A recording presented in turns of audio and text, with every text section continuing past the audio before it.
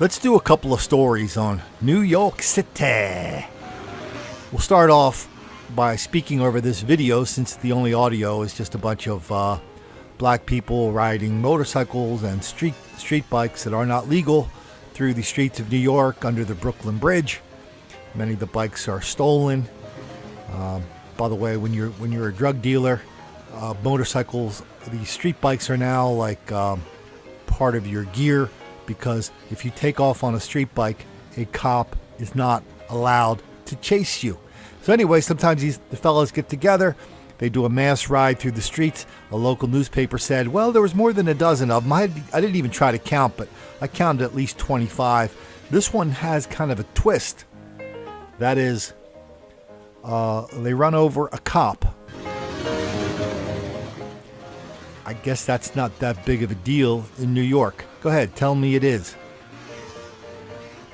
And we have a few more. We'll follow up with a few more videos without much audio. But the next one we're going to see is the guy who was lighting women on fire.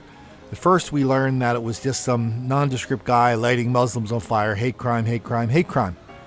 But then we learned that it was a guy lighting several women on fire, trying to light them on fire. It was a black guy.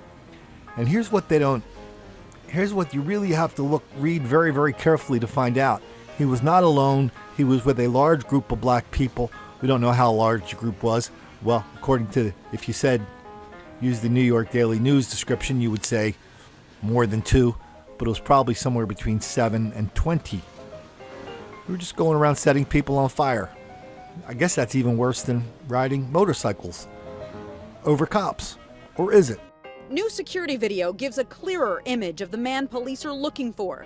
Investigators believe this is the person who lit a Muslim woman's clothing on fire over the weekend. And now we're learning he may have done the same thing 2 more times that same day. It's very disturbing. Anyone that would do anything like that to anyone, any sort of harm, is, something that you wouldn't want on the streets, especially not at night alone. Police say the series of attacks started outside Tiffany's near 57th Street. A woman felt a man ignite a lighter near her leg. That man then moved south on 5th Avenue, lighting the sleeve of the Muslim woman in front of Valentino. And then, more than an hour later, he allegedly did the same thing to 2 women walking side by side down the stairs into the subway at Bryant Park, putting the lighter near their arms. I'm scared. That's what I think about it. I think that I could be the next person going down in the train station with my skirt on fire. So I hope they find him. I mean, I'm hypervigilant anyway. I'm always paranoid about, a crazy person doing something. But it's definitely going to be one more thing to worry about. Initially, police were investigating this as a bias crime because that first victim they learned about was Muslim. But now law enforcement sources say they aren't so sure. The other victims are white and Hispanic.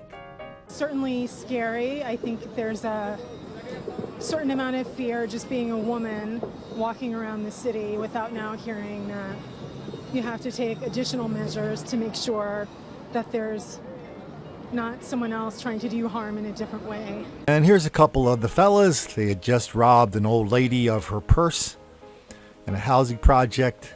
They ran into an elevator and divvied up the loot and took off.